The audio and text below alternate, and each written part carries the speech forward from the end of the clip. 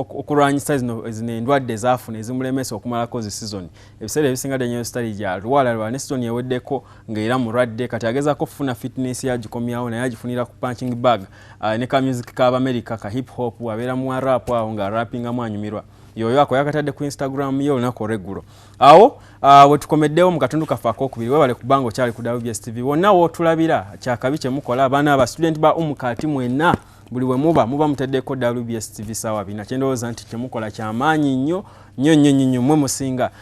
then Hussein Shait Seka musajja anguze engoye kyokola kyakabi abantu bagamba obusaati ompimira ddala n'onguza obusaati obutuufu ku Majestic shop number 28 Designers World level 4 mpozi n'abalala abatulaba musajja nkusala enviiri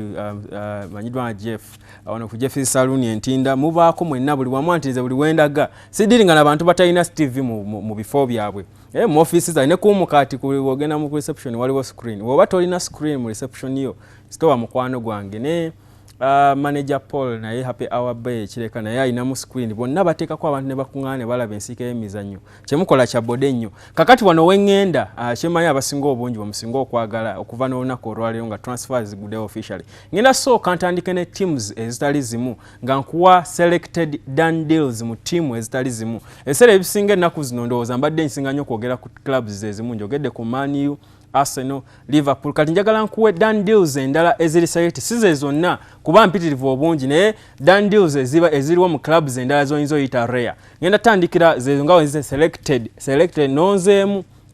tonyiga nongamba ate yagundi nga tonnagingamba nayo yaggwa naye nga selected done deals kuba zonna sinza zimalayo naye zino selected done deals 2015-2016 wetwogerera kati nga akatale kakabungereza kaguddewo obumu bwali bwaggulawo dda Danilo yavudde mu tiimu ya Porto n'agenda mu tiimu ya Real Madrid ku bukadde 23 obwa pound ze bamuguze Javi yavudde mu Barcelona n'agenda mu tiimu ya Al Sadd mu Qatar yagendedde ku bwerere namukulaga nga atuuka nga bamwanveiringa Adel Tarabt yavudde mu QPR midfield oyo yali takolagana na yali mutendesi wa tiimu ya QPR ebiseera ebyo amusajja oyo amanyiddwa nga Redknapp yamaze kyaddaaki naye ne bamuta Chris Ramsey naye yamutadde ku bwerere n'agenda mu tiimu ya Benfica musajja muwowottanyi Sami Khedira aba Arsenal gwe mwali musabirira ennyo nti mwali mumwagala abuye yabadde awo nga wabwerere naye Juventus yabakubye busu ne mbatwalako mwana mulenzi oyo Sami Khedira kajeze zimu ku selected done deals then bwotugenda mu maaso bamufunye ku bwerere aba Juventus holding midfielder myaka 27 Alex Vidal yavudde mu Sevilla y'omu ku Barcelona beyasooka signinga nga bakamala okuwangula Champions League webati nga bakamaliriza treble yaabwe ne basigninga mwana mulenzi oyo Alex Vidal okuva mu Sevilla n'agenda mu tiimu ya Barcelona bamutwala nti yayinza osikira mwana mulenzi oyo mu Brazil Dani Alves mu kanamba 2 ako kuba naye defender akuba namba 2 okusinga Alex Vidal kati zezo mu kudandezo kati bwe tuvaawo ne tugenda mu dandezo endala Diabala omusajja wa striker wa Palamo yali akola nnyo amawulire nga clubs nyingi zimwagala Man U yamwogerako Arsenal nemwogerako naye tiimu ya Palamo yali cash strapped babo basobodde okubeera nga bakolayo akasimbi mu Diabala nga tiimu ya Juventus yabadde obukadde 23 n'obutuntundu nga 4 obwa pound bwamufunyemu Iago Aspas yavudde mu tiimu ya Liverpool n'agenda mu tiimu ya Sevilla naye ensimbi teziri disclosed kukola bu question mark obwo ntegeeza nti zijeko okutankana teziri clear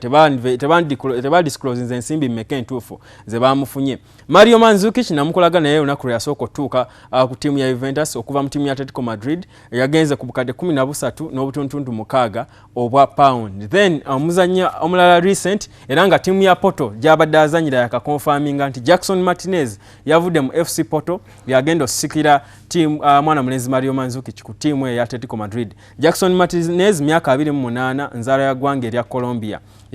ba confirming already nti niye yasoko kikonfaminga naye kati ne club Porto ya kikonfirming officially nti tiimu ya Atletico Madrid yabasasudde obukadde 24 n'obutuntundu 8 obwa pound okukansa mwana mulenzi oyo Jackson Martinez zozo ezimu ku done deals eziri selected done deals kakati nakusuubiza ku bebo nga obalandoza omugate mbala balinga ndoza nga 12 ben selectinzeeyo olw'obudde naye awo nakusuubiza onakuregula nadde nkulaga ku bazanyi ki mu transfers ezinajja oba mu mwaka ogumu gwe tugenda oyingiramu 2016 bazanyi ki abalina expiring contracts n'abakulaze onakuregula leero njagala nkulage abazanyi abali in n'abali out already ku clubs zemuwagira nga transfer ziguddewo officially. Ngenda tandika ne club ndoza ntandike na club ya Man United ndoza kwenjo tandikira nga nkulaga ba ins and out club by club bebani ins and out bebani. Man United kwentandikide abaliwo mu timu ya Man United already abali in abali registered nti baba signinze nkimanyi kino ekibuzo we nagula wa masimu banji muyinzo kimbuza era mugenda kusinga kumbuza club zino njagala owulirize oleme kuba simu kumbuza kibuzo kyekimu. Man U abali in be ba confirminze be bamazo signinga muye muzanya ali omu Memphis Depay nga bamuguza obukadde nga 3 mu kamu. Memphis Depay omusajja oyo forward azanya nga ku wing azanya nga mu kinyanga alikiriza striker asolozanya nga striker naye forward okuva mu timu ya PSV Eindhoven mu Budaki ye muzanyi kamani gwe baka signinga marquee signing bano njogera kuba marquee players bakubano aba scholars ne ba academy one obuto buno tuno yabazanya abagenda okuyamba timu mani akasigninga Memphis Depay yeka then abafulumye abazanyi boyinzo gamba nti no ba big name players mu mani abafulumye bebano Tom Cleverley timu ya Everton bamazane bamutwala ku bwerere jukira nti abaddeyo ku loan okumala season yewedde yonna. Ben Amos bamreleasinze ne Tom Thorpe naye bamreleasinze aba Manchester United so beba abazanyi mu timu ya Manchester United abali in and out. Tugende ku timu endala eno Man U ndoza tugimaze abazanyi toto Man U be releasinze badi bawera batano naye bali abana bato toyinza kubamu nabo interest ya manyi. Arsenal gwe baka signinga mu transfers no nga zigulawo nako olwaleero ali official nti maki signing wa Arsenal ye Peter Cech gwe nakulazo na kuregulo gwe twa profiling zo wano era nga yavudde mu timu ya Chelsea ku nsimbi ezebadde teziri totally disclosed actually abamu site sources ezimuzigamba ensimbi ziri undisclosed naye abasinga bagamba buli obukadde nga 10 obwa pound bwe bamuguze Peter Cech. Abafulumye mu timu ya Arsenal ye Ryan Miyaichi bamututte ku timu ya bamuguziza timu ya St Pauli tebayogedde ensimbi mekaze baguze Miyaichi aba St Pauli then ne mwana mlezanjwanga Ajay bamututte mu timu ya Cardiff yagenze mu timu ya Cardiff City kubwerere kati bebo Arsenal befulumiza officially nti bano bagenze boyinzo ganti banede bali close to the first team wabanga bali mu first team bebano official Arsenal beyafulumiza ne beyalese okuva ku timu ya Arsenal timu endala jengenzeko e timu ya Everton wadde season yewedde tebyabagendera bulungi bamalira mu bottom half ya Premier League table naye nabo bagezezaako okolayo to business otuti nagambye ndi bafunye Tom Cleverley okuva mu timu ya Man U era yolede yekuba inziba ekwali ensimbi bamfunide ku bwerere okusinzira ku getufuna then Diliofu Everton babazene bamusigninga okuva mu Barcelona ku bukadde buna n'emitwalo 2 yaliyo ku loan season yewedde okuva mu Barcelona kati bamazene bamugula fully muzanyi waabwe kati abafulumye Everton befulumiza mwana mulenzi Green ye George Green bamufulumiza ku bwerere George Green aba Everton avuddewo Alcaraz bamreleasinze naye then ne Sylvian Distin naye bamreleasinze omusajja omuddugavu defender bamreleasinze aba timu ya Everton so bebano Everton be releasinze abali official mu first team. Wetwogerera nga transfers zitandika njagala tugenda tutandika transfers zino nga tulina information amala ku timu zino katandika following transfers nezigenda okoma nga mu September nga tulina information amala ku timu zezisinga obungi zetulina mu interest tumanyi ani gwe basayinize bali ani gwe bafulumiza kati tutandike ekintu nga kiri fresh nga tukitegeera okuva ku Everton timu ya Liverpool bondoza ebyabwe bibadde bingi nnyera mu mawulire andoza kuveera ddala gye twatandikira ne transfer track Liverpool ebadde headinga charts yakasayinga kati abazanyi kumpi mukaaga naye nga bebalese babano abatimu ya Liverpool bafunye mwana mulenzi Bogan ku bwerere okuva mu timu ya Bolton ne bafuna mwana mulenzi Danny Ings okuva mu Burnley bamufunidde bwerere aba Liverpool bafunye James Milner okuva mu timu ya Manchester City naye bamufunye ku bwerere bafunye Jeremy Gomez okuva mu Charlton bamufunye ku bukadde 3.5 obwa pound bafunye Roberto Firmino ye biggest signing ya Liverpool jekoze mu transfers no bamufunye ku bukadde buli 2.9 obwa pound obwa bukadde nga 5.9 obwa dollar bwa bamufunyeko Roberto Firmino okuva mu Hoffenheim then of course Nathaniel Klein naye tebana bakubanga bani mu unveiling officially naye bamusayinize Divock Origi yali waabwe nga alinda budde naye kwali kyobola sijja muteeka muno mu list yange kati abafulumye mu timu ya Liverpool bebano Steven Gerrard mu ba big players ndoza yasinzo stopping charts mu Liverpool be losing Steven Gerrard yageze mu timu ya Los Angeles Galaxy era nalabye akafaananyi kenga akutte ekikopo kya Oscar Award byeyimu ku bikopo byatandise okukwata kwe mu America yatuse dda mu America ali abulamu mu Los Angeles then Glenn Johnson bamureleasinze naye ku bwerere. Bradley Jones ye muzannyo omulala yagenze ku bwerere mu tiimu eno eya Liverpool. Aba Liverpool bebo. Then kansembyeyo ndoza tiimu ya Manchester City. Manchester City abayo oyinza gamba tewali n'omu sijaga ntina bangi abayingidde mu Man City temuli yadde omuyi ndowooza omulala wano ekigambo kiri nani. Man City teyingizaayo muzannyi n'omu wetwogerera tebanayingizaayo muzannyi mu first team yaabwe naye bafulumizaamu abamu be badde bafunye ku loan babajjeewo abatimu ne Man City. Frank Lampard yazzeeyo mu tiimu ya New York gyali avudde ku loan kuva mu season ewedde. Tiimu ya New York City Football Club jukira nti mpya mu MLS era nga yegenda okusigning gambo gendo signinga Piro balina David Villa naye nga tiimu eyo franchise ene eri related ku Man City nti gaga ba Man City ne tiimu ya New York City Football Club bagirinamu ensimbi kyobola kibanguyira ofuna abazanyi ku loan kyenva nagamba tewe unyanga Man City bino byesirise nga tenaleta balinze Piro aba New York City bamumalirize Piro bamufune ku loan naye bamuzze mu tiimu ya Man City tewewunya. Then Scott Sinclair ye muzannyo omulala yagenze mu Aston Villa ku bwerere. Then James Milner ngabwe nagambye yagenze mu Liverpool ku bwerere. Mwana mulenzi Boyata yagenze mu Celtic ku kakadde kamu n'ekitundu. Then ne Angelino yagenze mu tiimu ya New York ku bwerere. Sawa zino njagala reactions zammwe kuba obudde bwange butandise okudduka. Genda ku Facebook page yaffe page eri ensike y'emizannyo ombulire kyolowooza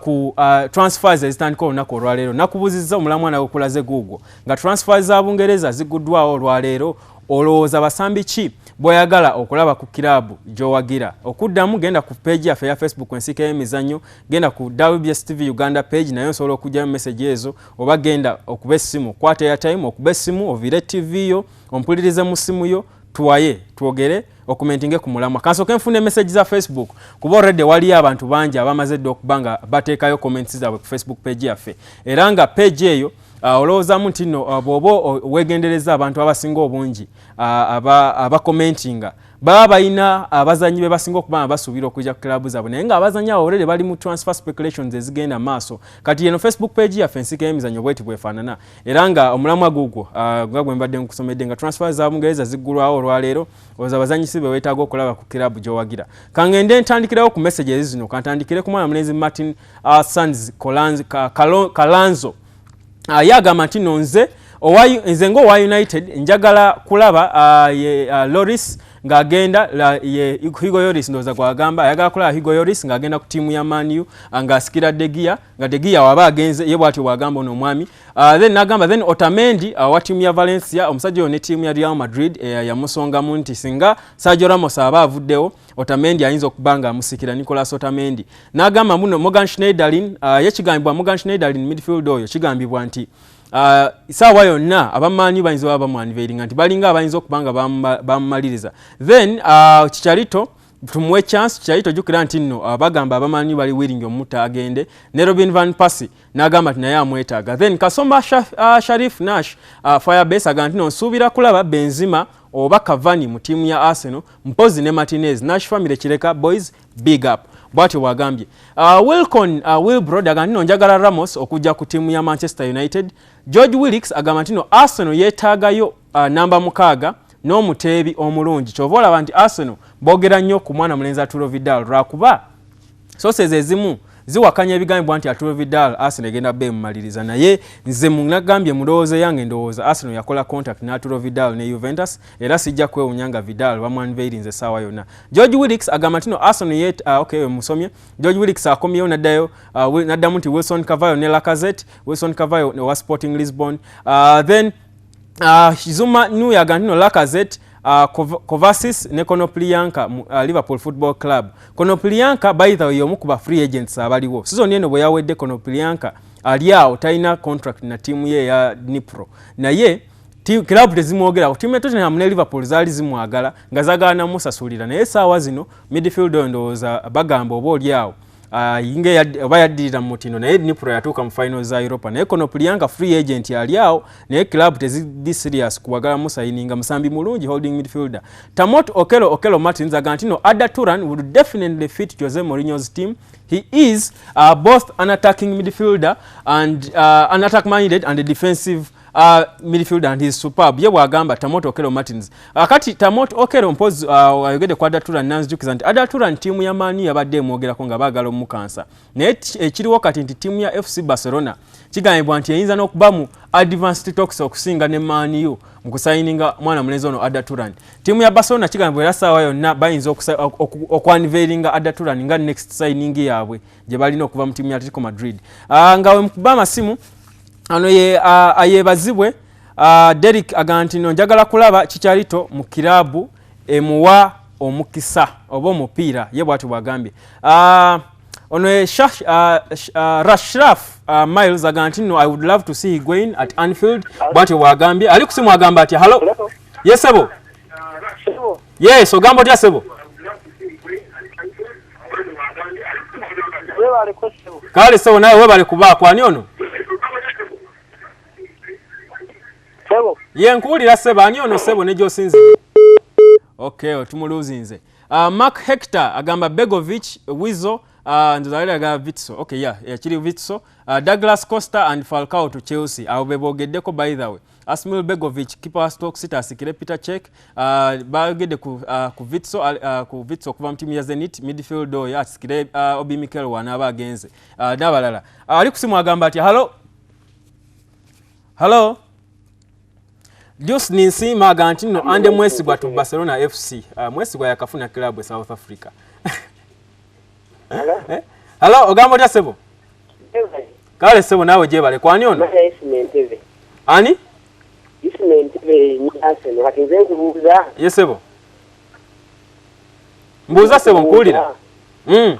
Arsenal tukomye kuba mekaba waza. Ngejala bulisawa zitukanyala kukwana ntumwenga kumbulira Arsenal. Bulisawa oba yaganjogere kwa Arsenal. Kubanga oyogera kubaza babiri. Ngejala tubulira yabalala. Anti be bakola. Oyagala njiye abange. Tubulire yo nawe. Njiye kubange. Timu kigwe je wagira. Ne timu kije mpagira. Aona kama Simon Peter Omani agandi I need to striker that's all ye bwatu bwagambye Sebale agamba Paul Pogba amwagala ku timu ya Chelsea omwami yangambye ayagala buli kaseera njogere ku Arsenal ayagala ni timu jempagira oba ajagaza ki asimanyi nabagamba mpagira Leeds United mpagira Leeds United naye kale comments zamwe ku Facebook zibadde mpitirivu abakubya amasimu mwebale Arsenal omusajja ayagala njogere ku Arsenal buli kaseera Arsenal buli lunaku speculation zino amanyi time ya speculation yebamu okunonyeza n'okuzuula katyufu buli omu buli muntu abantu bano kwe tujja amawulire gano ali kusimu gyali hello kale sebo nawe je bale ko sebo yogeza kumanyi sebo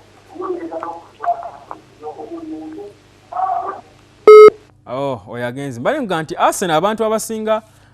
baagala bayongere okulaga nti no speculation ye ekola amakulu sites zino ze tujja kwa mawulire gano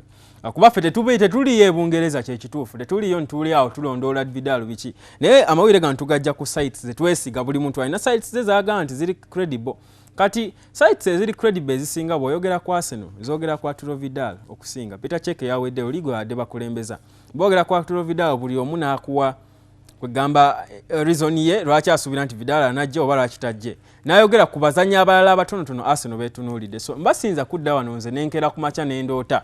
nenkugamba nti Arsenal yagala gundi so kyenkuwa wano kyoba omanya kyekibeera ekituufu ekiba kiriwo ekiba kikola amawulire naye nga bwe mpunzika mbeebaza mwenna gye mutulabira balaba ensika y'emizannyo ngenda ku bankoma wano nze Web Daniel Sebakije mwebale kubeera nga mwekumidde ku mukutu ku Facebook mubalaba abantu bayitirivu Facebook page yaffe yeeyo page eri ensika y'emizannyo babadde bakomentinga ku mulamwa guno nga transfers ziguddewo olwaleero Bungereza babadde bazikomentingako oba oli awo olunaku olw'enkya